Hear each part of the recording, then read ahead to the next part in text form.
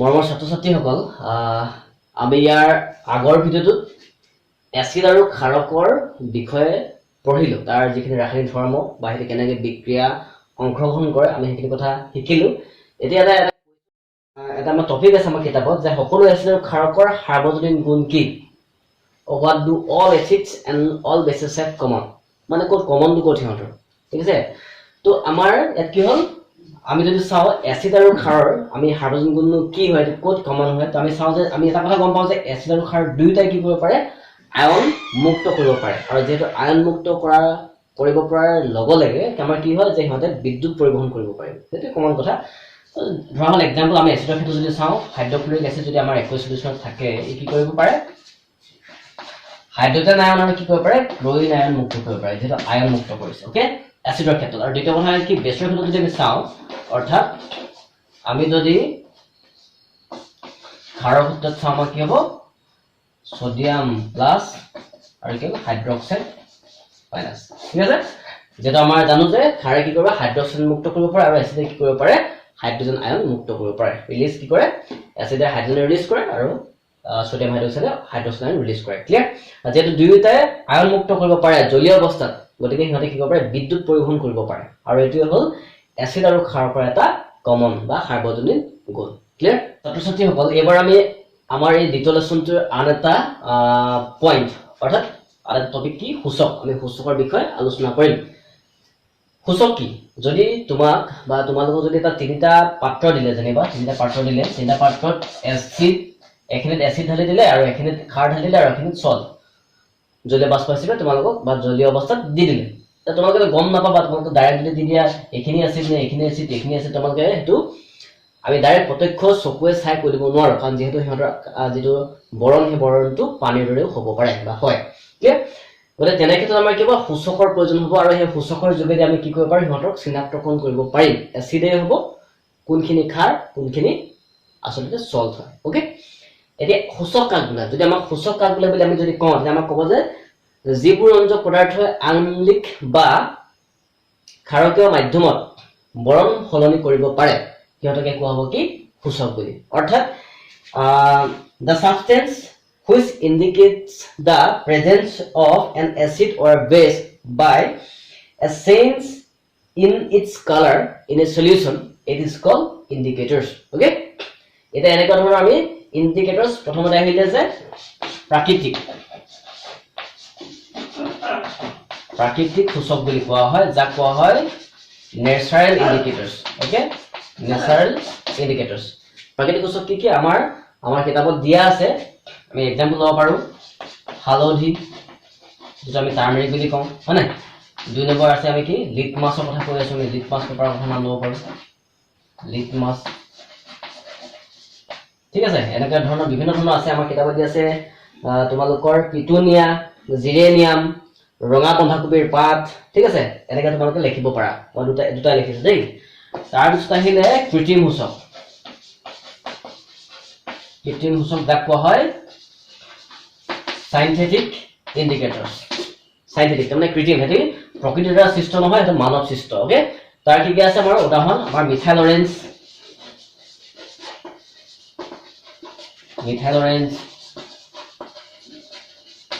দুই নম্বৰ আছে কি, ফেনলফথেলিন আমি লিখিব পাৰো।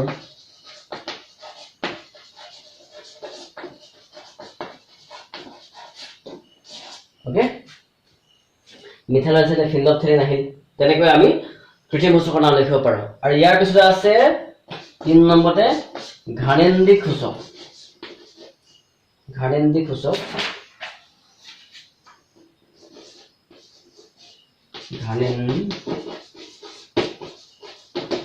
যাক কোৱা হয় olfactor indicators। কি বুলি কয়, olfactory indicators। ঘানেন্দ্ৰিক সূচকৰ এটা ইয়াৰ ডেফিনেশ্যন এনেকে ধৰণৰ, এইবিলাকে কি কৰে, যিহেতু আমাৰ ক'লো যে এই সূচক বিলাকে ৰঙৰ পৰিৱৰ্তন কৰিব পাৰে, ৰঙৰ পৰিৱৰ্তনৰ যোগেদি, যেনেকৈ আমাৰ নীলা লিটমাছ ৰঙা হয়, ৰঙা লিটমাছ নীলা হয়, ঠিক তেনেকৈ এই ঘানেন্দ্ৰিক সূচকে ৰংটো পৰিৱৰ্তন কৰিব, লগতে কি কৰিব পাৰে, গোন্ধৰটো সাল সলনি ঘটাব পাৰে। আৰু যদি এনেকুৱা যি ৰঙৰ লগতে গোন্ধৰো সাল সলনি ঘটাব পাৰে, তেনেকুৱা বিলাক সূচকক কি বুলি কোৱা হয়, ঘানেন্দ্ৰিক সূচক বুলি কোৱা হয়। উদাহৰণস্বৰূপে তোমালোকে লং তেলৰ কথা সুধিব পাৰা, লং টেল পিয়াজ আমি জানিলে আমি সাধাৰণতে পিয়াজ দেখি আহিছো পিয়াজটো গোন্ধটো তোমালোকে গম পোৱা পিয়াজ ঠিক আছে এনে ধৰণৰ বিভিন্ন ধৰণৰ এক্সাম্পল আমি পাওঁ আৰু ইয়াৰ পিছত আহিলে যে আৰু এটা সাৰ্বজনীন সূচক আমি পাওঁ সাৰ্বজনীন সূচক এটা আছে সাৰ্বজনীন সূচক যাক কোৱা হয় ইউনিভাৰ্সেল ইণ্ডিকেটৰ্ছ কি কয় ইউনিভাৰ্সেল ইণ্ডিকেটৰ্ছ আৰু এই ইউনিভাৰ্সেল ইণ্ডিকেটৰ্ছৰ যোগেদি যাক আমি কি কয় পূৰ্ত কাগজৰ যোগেদি আমি পেজ স্কেল নিৰ্ধাৰণ কৰিব পাৰোঁ পেজ স্কেলৰ যিটো ভ্যালু বা মান আমি সেইটো নিৰ্ধাৰণ কৰিব পাৰোঁ ইয়াৰ পিছত আমি সেইটো শিকিম ঠিক আছে গতিকে আমি কি পালো সূচক পালো সূচকাক বোলে যিবিলাক ৰঞ্জক পদাৰ্থ কি কৰিব পাৰে দ্ৰৱটো বা জলীয় দ্ৰৱটো কি হয় এসিড আছে নে ক্ষাৰ আছে নে কি কয় সল্ট হয় সেই কথাটো আমাক নিৰ্ধাৰণ কৰিব আৰু এনেকৈ ধৰণৰ আমাৰ প্ৰাকৃতিক সূচক পাম যিবিলাক প্ৰকৃতিগতভাৱে যেনেকৈ হালধি লিটমাছৰ কথা ক'লো ঠিক কৃত্ৰিম সূচকৰ কথা ক'লো ঘানেলিক সূচকে কি ক'লো যে ৰঙৰ পৰিৱৰ্তনটো কৰিবই লগতে কি কৰিব পাৰে গোন্ধৰ পৰিৱৰ্তনটো বা গোন্ধৰ সালনি ঘটাব পাৰে লগতে সাৰ্বজনীন সূচক যি আমি পিএইচ স্কেলত ব্যৱহাৰ কৰোঁ আমি ইয়াৰ পিছতে সেইটো আলোচনা কৰিম ঠিক আছে বুজি পাইছা নিশ্চয় কথাটো ওকে মই কৈছো পিএইচ স্কেল কি হয় তাৰমানে এতিয়া আমি যদি চাওঁ আমাৰ দ্ৰৱখিনি এচিড হওক বা বেছ হওক তো বেছ বা এচিডৰ যি দ্ৰৱ সেই দ্ৰৱটো কিমান আম্লিকতা বা কিমান ক্ষাৰকীয় সেই বস্তুটো যেতিয়া আমি লিখিবলৈ চেষ্টা কৰিম তেতিয়াহ'লে আমিতো ডাইৰেক্ট চকুৱে চাই কথাটো ক'ব নোৱাৰোঁ বা তাৰ সেই কিমান ডাঠ আছে কম আছে চাই ক'ব নোৱাৰোঁ কিন্তু তাত এডাল স্কেল ব্যৱহাৰ কৰে কি পিএইচ স্কেল নামৰ এডাল স্কেল তাত বা স্কেলৰ জৰিয়তে আমি কি কৰোঁ তাৰ মানটো নিৰ্ধাৰণ কৰিব পাৰোঁ ঠিক আছে তাৰ পিএইচ স্কেল কি বুলি আমাক যদি সোধে তেতিয়া তাৰ ডেফিনেশ্যন কি হ'ব যে কোনো এটা জলীয় দ্ৰৱত হাইড্ৰজেন আয়ন বা হাইড্ৰক্সাইড আয়নৰ গাঢ়তাৰ পৰিমাণ নিৰ্ধাৰণ কৰা স্কেলডালক আচলতে কি বুলি কোৱা হ'ব পিএইচ স্কেল বুলি কোৱা হ'ব এটা আমাৰ পিএইচ স্কেলৰ পৰিসৰ কিমান পিএইচ স্কেলৰ ঠিক কেনেকৈ 0 ৰ পৰা আমি যদি চাওঁ কি হ'ব 0 ৰ পৰা 14 লৈকে থাকিব আৰু মাজত কি হ'ব 7 তাৰমানে 0 আৰু 14 মাজতো মধ্যমক কি 7 আৰু ইয়াকে কোৱা হয় কি প্ৰথম বুলি কোৱা কি বুলি কয় প্ৰথম মান যদি 7 হয় তেতিয়া আমাৰ সেই জলীয় দ্ৰৱটো প্ৰথম অৱস্থাত থাকিব না হি সল্ট হ'ব না হি বেছ হ'ব না হি এচিড হ'ব ওকে তো আমি যদি চাওঁ যে এটা সলিউশনত যদি এই প্ৰথম মানৰ পৰা যদি যিমানে বাওঁহাতে আহিব বাওঁহাতে ক্ৰমান্বয়ে কি হ'ব এচিডৰ যিটো ধৰ্ম বা এচিডৰ যিটো গুণ গাঢ়তা এচিডৰ গাঢ়তা কি হ'ব বাঢ়ি আহিব বৃদ্ধি পাব কি হ'ব এইফালে এচিডৰ গাঢ়তা বৃদ্ধি পাব আৰু এই প্ৰথম মানৰ পৰা সোঁহাতে ক্ৰমান্বয়ে এইফালে কি হ'ব ক্ষাৰকৰ গাঢ়তা কি হ'ব ক্ৰমান্বয়ে বৃদ্ধি পাব ঠিক আছে এইফালে হাইড্ৰজেন আয়ন বাঢ়িব ঠিক আছে আৰু এইফালে কি হ'ব হাইড্ৰক্সাইড আয়ন বাঢ়িব কথাটো বুজি পাইছা তোমালোকে এইফালে হাইড্ৰজেন আয়ন বাঢ়িব এইফালে কি হ'ব হাইড্ৰক্সাইড আয়ন বাঢ়িব ওকে তাৰ মানে যদি দ্ৰৱটো এইফালৰ পৰা কন্টিনিউ যায় হাইড্ৰজেন আয়নৰ পৰিমাণটো কমি গৈ এইফালে হাইড্ৰক্সাইড আয়নটো বৃদ্ধি পাব আৰু এইফালৰ পৰা যদি আহে হাইড্ৰক্সাইড আয়নৰ পৰিমাণটো লাহে লাহে কমি কি হ'ব হাইড্ৰজেন আয়নটো বৃদ্ধি পাব অৰ্থাৎ যদি আমাক সোধে যে 0.1 0.5 0.8 ধৰা হ'ল দেই কমকে লৈছো এটা 0.9 আমাক যদি সোধে ইয়াত আমি ইয়াত 6 লৈলো ইয়াত ধৰি ললো যে আমাক ইয়াত তীব্ৰ এচিড কোন আমি আমাৰ এই স্কেলত থকা তীব্ৰ এচিড কোনটো তেতিয়া কি হ'ব এই 1 টো কি হ'ব তীব্ৰ হ'ব তীব্ৰ এচিড হ'ব ক্লিয়াৰ আৰু যদি সোধে যে ইয়াৰ পৰা হাতৰ পৰা আমাৰ এইফালে সোধে যে ইয়াত এই স্কেলত থকা আটাইতকৈ তীব্ৰ ক্ষাৰক কোনটো তেতিয়া আমাৰ কি হ'ব এই 14 টো হ'ব কি তীব্ৰ ক্ষাৰক এটা তীব্ৰ ক্ষাৰক ক্লিয়াৰ বুজি পাইছা কথাটো যে এডাল হ'ল পিএইচ স্কেল আৰু পিএইচ স্কেলৰ পৰিসৰ 0 to 14 লৈকে থাকিব 7 লিখিব প্ৰথম হ'ব আৰু তাত আমাৰ যিটো আমি যিমানে প্ৰথম মানৰ পৰা যিমানে বাওঁহাতে আহিব লগালগ হাইড্ৰজেন আয়নৰ গাঢ়তা বৃদ্ধি পাব আৰু কি হ'ব দ্ৰৱটো বেছি আম্লিক গুণ সম্পন্ন হ'ব তাৰ গাঢ়তা বৃদ্ধি পাব আৰু হাতৰ পৰা ক্ৰমান্বয়ে সোঁহাতে যেতিয়া যাব হাইড্ৰজেন আয়নৰ পৰিমাণটো কমি যাব আৰু ক্ষাৰকীয় গুণটো ক্ৰমান্বয়ে বৃদ্ধি পাব আৰু সেইকাৰণে দ্ৰৱটো অধিক বা তীব্ৰ ক্ষাৰক হৈ পৰিব বুজি পাইছা তোমালোকে টপিকটো ওকে ক্লিয়াৰ ছাত্ৰ ছাত্ৰীসকল এবাৰ আমি এচিড বা ক্ষাৰকৰ লঘুকৰণ যেটা আমি ক'লো ষ্ট্ৰং এচিড বা ষ্ট্ৰং বেছ হয় আমি ইহঁতক যেতিয়া ষ্ট্ৰং অৱস্থাত থাকে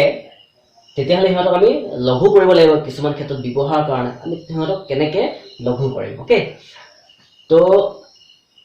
এতিয়া আমি যদি চাওঁ পানীত যেতিয়া আমি এচিড মিহলাম বা এচিড পানীত মিহলোৱা এই যিটো কাৰ্য এই কাৰ্যটো অতিশয় ভয়ানক তাৰমানে অতিশয় এটা তাপৱৰ্তী বিক্ৰিয়া বুলি আমি কওঁ যাক আমি এক্সোথাৰ্মিক ৰিয়েকশ্যন বুলি কওঁ যি দিয়াৰ লগে লগে হয়তো সি জ্বলি উঠিব পাৰে পানীখিনি ওকে আৰু সেইকাৰণে কি হয় এচিড পানীত যোগ কৰা হয় কেতিয়াও পানীত ডাইৰেক্ট আমি এচিড ঢালি দিব নোৱাৰো বা নালাগে আৰু যদি দিয়া হয় তেনে আমাৰ কি হ'ব গোটেই হয়তো যিটো পাত্ৰ লগ সেই পাত্ৰটো ফুটি থাকিব পাৰে আৰু ফুটি গৈ হয়তো আমাৰো গোটেই দুৰ্ঘটনাৰ সৃষ্টি হ'ব পাৰে আৰু সেই গতিকে কি হয় পানীতহে এচিড লাহে লাহে টোপাল টোপালকে আমি গৈ আৰু তাক মিক্স আপ কৰি লাহে লাহে লৰাই লৈ আমি তাক কি কৰিব লাগে মিহলাই পিনে লঘুকৰণ কৰিব লাগে আৰু ইয়াতে আহিলে কি এচিডৰ বা ক্ষাৰকৰ লঘুকৰণ কি যে এচিড বা ক্ষাৰক পানীত মিহলাতে প্ৰতি একক আয়তনত হাইড্ৰনিয়াম আয়ন যিটো এচিডৰ ক্ষেত্ৰত হাইড্ৰনিয়াম আয়ন বা হাইড্ৰক্সাইড আয়নৰ হ্ৰাস পোৱা বা হাইড্ৰক্সাইড আয়নৰ গ্ৰাহতা হ্ৰাস পোৱা যি প্ৰক্ৰিয়া সেই প্ৰক্ৰিয়াটোকে কি বুলি কোৱা হয় লঘুকৰণ বুলি কোৱা হয় যদি এচিডৰ ক্ষেত্ৰত আহে কি হ'ব হাইড্ৰনিয়ামৰ গ্ৰাহতাটো লঘু হ'ব তাৰমানে কমি যাব হ্ৰাস পাব আৰু ক্ষাৰকৰ ক্ষেত্ৰত কি হ'ব হাইড্ৰক্সাইড আয়নৰ যি গ্ৰাহতা থাকিব সেই গ্ৰাহতাটো কমি আহিব যদি আমি এনেকৈ কওঁ যে the process of dissolving an acid or base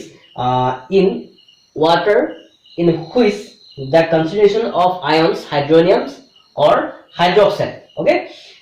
per unit volume decreases it is called the dilution of acid or base ঠিক আছে যদিও যদি আমি এচিডৰ ক্ষেত্ৰত আমি ডাইলুশন কৰো তেন কি হ'ব হাইড্ৰনিয়াম আয়নৰ যিটো তাৰ যিটো কনসেন্ট্ৰেচন থাকিব হেতু ডিক্ৰিজ হ'ব এন্ড বেছৰ ক্ষেত্ৰত যদি কোৱা কি হ'ব হাইড্ৰক্সাইড আয়নৰ যি কনসেন্ট্ৰেচন থাকিব তাৰমানে গাঢ়তা থাকিব হেতু কি হ'ব ডিক্ৰিজ হ'ব দ্যাট মিন্স কমি যাব ওকে এটোই হ'ল এচিড বা ক্ষাৰকৰ লঘুকৰণ প্ৰক্ৰিয়া ঠিক আছে আমাৰ ইয়াৰ পাছৰ যি অংশ সেই অংশটো আমি আমাৰ pH স্কেল বা এচিডৰ pH স্কেলৰ স্পেশালি pH স্কেল আমাৰ দৈনন্দিন জীৱনত কেনেদৰে প্ৰভাৱ বিস্তাৰ কৰে হেতু বিষয়ে আমি আলোচনা কৰিম ঠিক আছে ওকে তেতিয়াহ'লে আমাৰ দৈনন্দিন জীৱনত pH ৰ গুৰুত্ব কেনেকুৱা হয় যে আমাৰ যি শৰীৰ আমাৰ শৰীৰটোৰ pH ৰ পৰীক্ষাটো কি হয় 7 ৰ পৰা 7.8 লৈকে থাকিব বা তাৰ ভিতৰত থাকিব ওকে যেতিয়া আমাৰ বায়ুমণ্ডলটো খুব কি হয় যথেষ্ট থাকে তাৰমানে গোটেই পৰিৱেশটো প্ৰদূষণ থাকে তেতিয়াহ'লে কি হ'ব আমাৰ সেই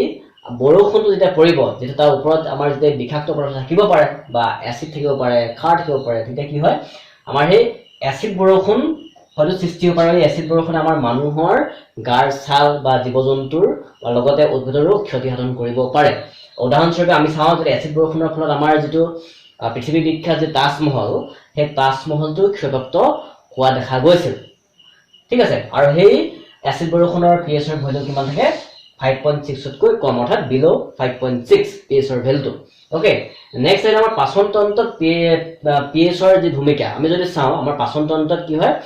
হাইড্ৰক্লোৰিক এচিড থাকে আৰু হাইড্ৰক্লোৰিক এচিড কি হয় আমাৰ যি খাদ্য সেই খাদ্যৰ পাচন প্ৰক্ৰিয়াত সহায় কৰে তাৰমানে আমাৰ খাদ্যবিলাক কি হয় হজম হোৱাত সহায় কৰে তাতো আমাৰ ধুনীয়াকৈ কি কৰিব পাৰে আমি যি খাদ্য নাখাও লাগে সেই খাদ্যখিনি সৰল অৱস্থালৈ নিয়াত HCl মানে হাইড্ৰক্লোৰিক এচিড কি হয় আমাৰ পাকস্থলীত কি থাকে হাইড্ৰক্লোৰিক এচিড গেছ থাকে ঠিক আছে আৰু এই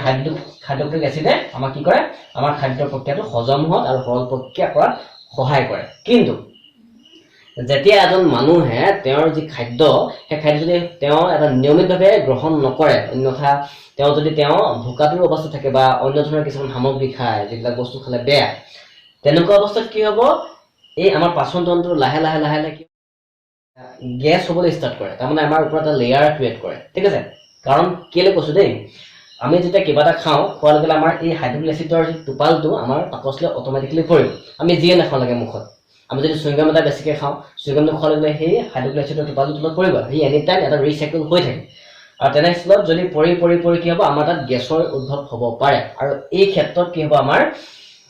এই হাইড্ৰক্লোৰিক এচিডটো প্ৰথম কৰিব লাগিব যেটা আমি প্ৰথম হলেহে আমাৰ নিউট্ৰেলাইজ হ'ব ওকে তাৰমানে নিউট্ৰেলাইজ হ'ব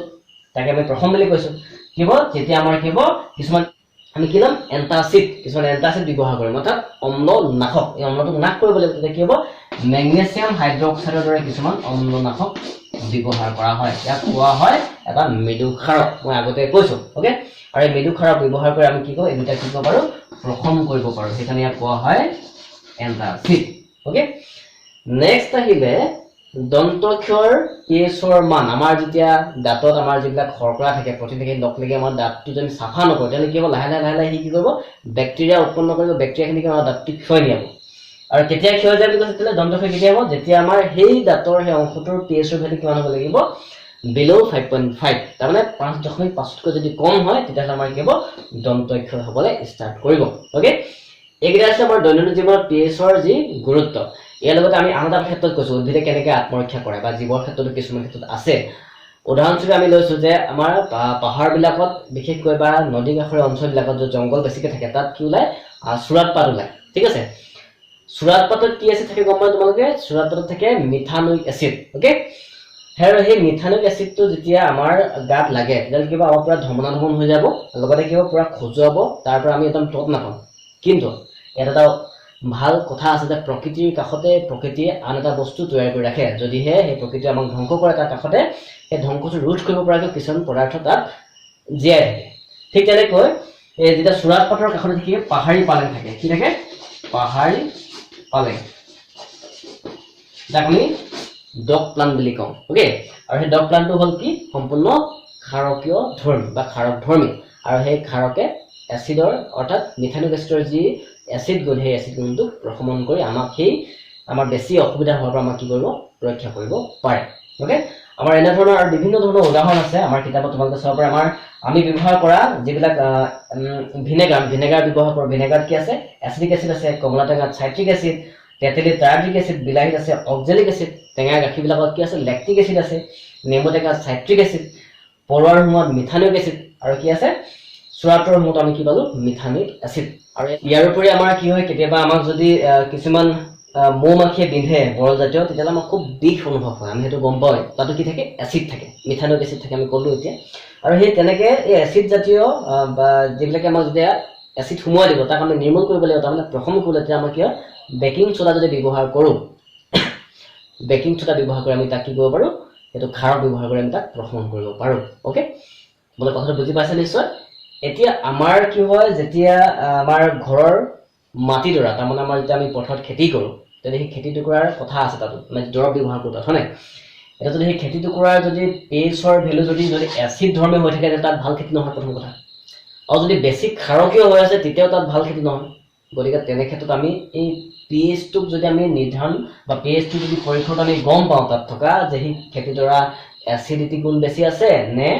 বেছিক গুণ বেছি আছে তেতিয়াহ'লে আমি সেইটো গম পোৱাৰ পিছত আমি সিহঁতক সেই খেতিটোৰ যি খেতিটোৰ মাটি টুকুৰাৰ গুণ অনুযায়ী যি প্ৰয়োজন আমি সেই বস্তুটো আমি কি কৰিব পাৰোঁ নিৰ্ধাৰণ কৰিব পাৰোঁ অৰ্থাৎ প্ৰশমন কৰি ল'ব পাৰোঁ ঠিক আছে গতিকে আমি এই গোটেইখিনি ইয়াতে কথা শিকিলোঁ যে সূচকৰ পৰা কেনেকৈ সূচক কি হয় আৰু তাক আমি কেনেকৈ নিৰ্ধাৰণ কৰোঁ লগতে আমাৰ বৰ্তমান সময়ত পিএইচৰ গুৰুত্ব পিএইচক আমি কেনেদৰে জোখোঁ ঠিক আছে আৰু লগতে শিকিলোঁ কি এচিড আৰু ক্ষাৰকৰ সাৰ্বজনীন গুণ কি তোমালোকে হয়তো ইয়াত মই খুব কথাটো সংক্ষেপে কৈছোঁ আৰু যাতে তোমালোকে কনচেপ্টটো তোমালোকৰ হয় ওকে ঠিক আছে এতিয়া এই গোটেই পৰীক্ষাটো তোমালোকে ভালকৈ ঘৰত প্ৰেক্টিছ কৰিবা তেতিয়া তোমালোকে সুন্দৰকৈ তাৰ উত্তৰটো উলিয়াই দিব পাৰিবা নিজে আৰু পৰীক্ষাত এটা ভাল নম্বৰ পাবলৈ সক্ষম হ'বা বুজি পাইছা কথাটো আৰু যদিহে এই গোটেই আলোচনাটো আমি যি আলোচনা কৰিলোঁ সেই আলোচনাখিনি যদি তোমালোকৰ ভাল লাগিছে তেতিয়াহ'লে তোমালোকে তোমালোকৰ বন্ধুবৰ্গলৈ প্ৰেৰণ কৰিবা যাতে তেওঁলোকে এই কথাটো গম পাব পাৰে বা এই জ্ঞানখিনি লাভ কৰিব পাৰে ওকে শেষত তোমালোকলৈ ধন্যবাদ জনাইছোঁ আৰু তোমালোকে এইটো শ্বেয়াৰ কৰিব বুলি আশা ৰাখিলোঁ ধন্যবাদ